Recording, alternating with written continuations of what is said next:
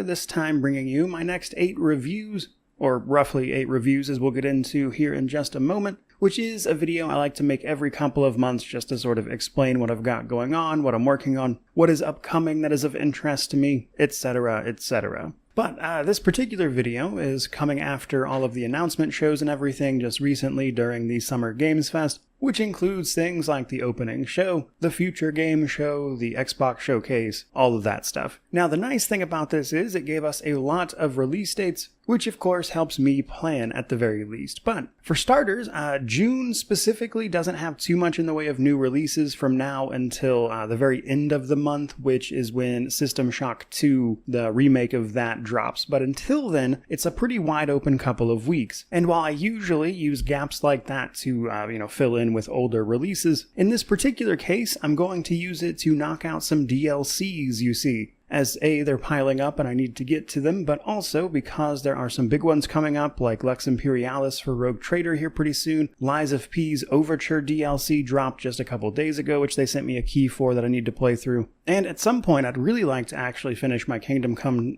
Deliverance 2 hardcore mode playthrough, which I just haven't had the time for because it takes a minute. And that is, of course, just counting what I have to do work-wise. You see, it's the middle of summer right now, and my son has started school last year, and thus he's actually off for summertime. And I have events planned with him that are, simply put, more important. Now, there will still be videos coming out and everything, of course, but over the next 2 or 3 weeks until probably right around the end of June, my focus is going to be on those DLCs, a few things that are just a little bit easier, albeit maybe a little time-consuming, before getting back to the full game release reviews when those games actually start releasing. But there is actually one slight exception to that, because this video is going up on the 11th, and I'll actually have a review of a game up tomorrow that I can't really talk about at the moment. And thus you will actually get a review out of me pretty quickly, at least in terms of full games and not DLCs and the like. Now, once all of that is sort of over and we push on to the end of the month, we, as I already mentioned, kick it off with System Shock 2's remake, which is launching on June 26th. This one is also being done by Night Dive Studios, who already remade the first System Shock, which they did a very fantastic job with, and having never played System Shock 2, it's obviously a game I need to get around to, and this provides a very convenient time to do just that. So I'm looking forward to playing that classic. But once we get into July is when the sort of proper new releases will actually start. Now, the first one does not have a set release date in July just yet, but it is an indie CRPG called The Necromancer's Tale. I've been keeping an eye on this one for a while. I've covered its demo previously, recently mentioned it in a Steam Next Fest video, but essentially it's a mostly narrative CRPG with some combat elements and stuff that is all about your journey to becoming a proper necromancer after returning to your home as a result of the death of your father, who had this ritual book that you slowly learn rituals from, including how to do things like raise the dead. It's honestly, just from having played it a couple times via its demo, going to be a very niche game, but I really like what they're trying to do there, and I will absolutely be making time for that one. Now, where things get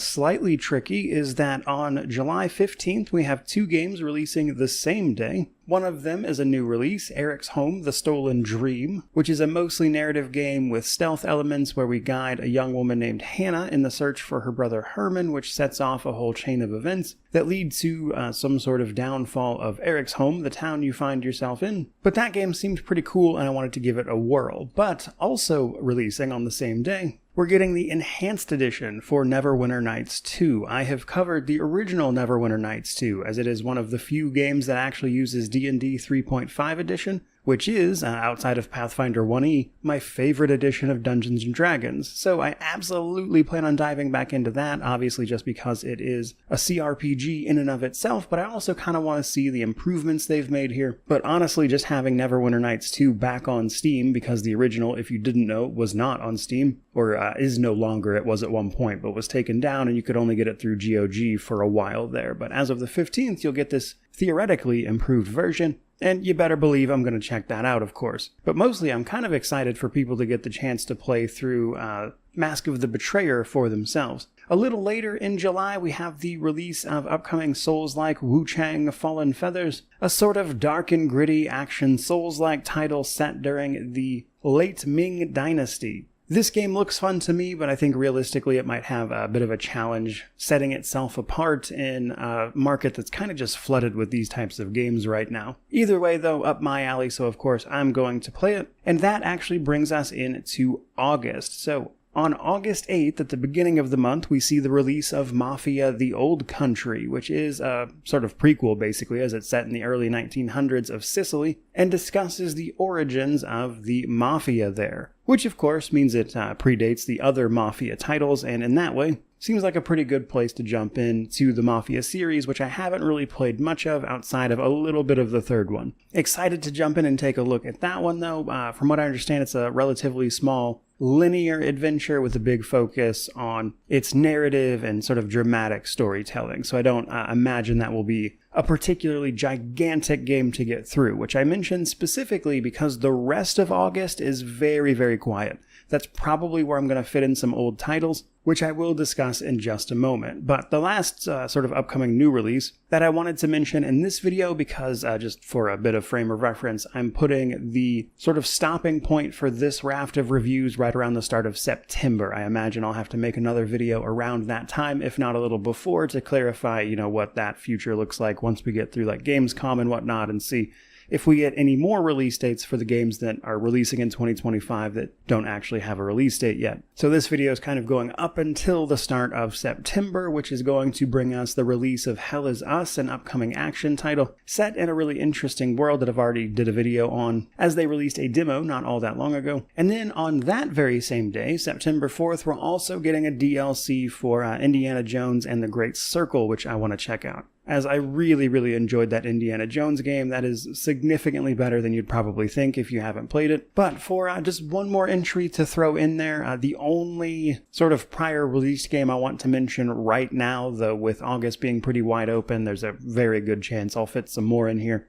I just don't want to overcommit. And so for now, the only one I'm going to list is Avernum 3. You see, Avernum 3 is the only game left in the original trilogy I have yet to play, as I've done Avernum 1 and 2 just earlier this year. But the reason for this is that the remake of Avernum 4 is coming also at the end of the year. And while Avernum 4 does sort of mark the start of a new trilogy, I want to play the previous games before I get to that one, and Avernum 3 is the only one left, and I kind of want to see what happens at the conclusion of that narrative arc, because say what you will about Spiderweb Software's games, I do really enjoy the writing. But as for this video, I think that pretty much wraps it up. That probably gives people a pretty good idea of what to expect out of me over the next couple of months. And probably sometime, in August or around the start of September, I'll drop another one of these videos talking about everything past that point, including games like, of course, Final Fantasy Tactics, which is releasing late in September, The Outer Worlds 2 in October, or the many other games I want to check out this year that just straight up don't have release dates yet. So, still plenty of more to go. Hope you enjoyed the video. Hope you ultimately enjoy what is coming up with these reviews and whatnot. But if you're looking forward to any of that, or if you have any opinions on them, by all means, drop it down in the comment section below, which of course means to like, comment, subscribe, all that YouTube jazz.